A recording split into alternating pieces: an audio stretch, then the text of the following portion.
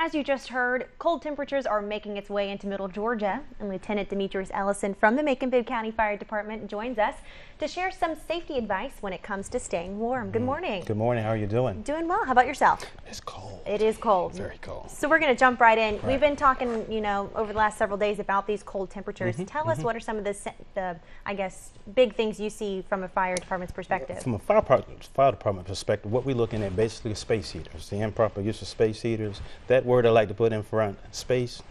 Give them space, 3 feet or 36 inches from curtains, walls, or furniture. We also ask you that you do not leave them on unattended.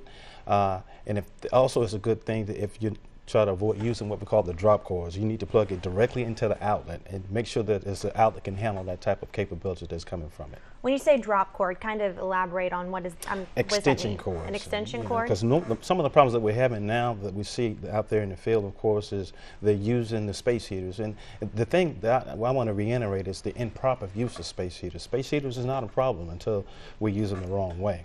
With the drop cords, it's also caused what we call a fire hazard. Okay. And you also want to look at as far as making sure there's not frayed wiring also. You want to inspect those cords and make sure that they're working in proper fashion. I think that's something that's very important to elaborate and reiterate, as you said.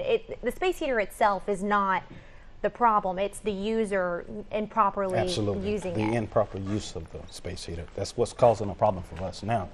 I also want to add, of course, is to make sure that you have a working smoke detector. Place them outside bedrooms, in between bedrooms. One on each floor. It doesn't hurt to have more than one on each floor. And we also ask, as far as when you're using, because most of our citizens are making a big count of using gas.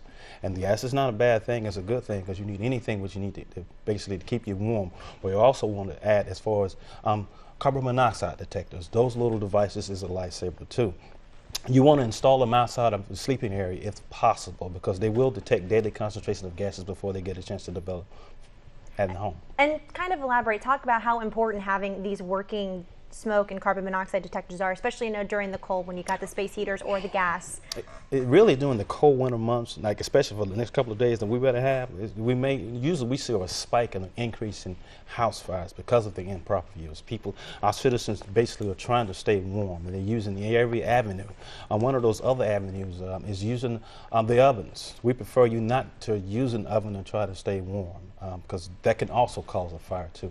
And what is it that our viewers can do at home who are watching, sitting here at home? What can they do now to stay warm and to protect themselves and their home during these next few cold days? We're too late in the game as far as you need to get your unit inspected by a licensed air conditioning heat maintenance guy to make sure that it's working properly. We also make sure that you get your chimney inspected, because understand they're trying to fire up all that fires and they're trying to stay warm, and that's when we have an influx of also chimney fires, so you want to be careful about that. All right, thank you so much. Appreciate it. Had a lot of great information, and we thank you so much for joining us this morning. Thank you for having me.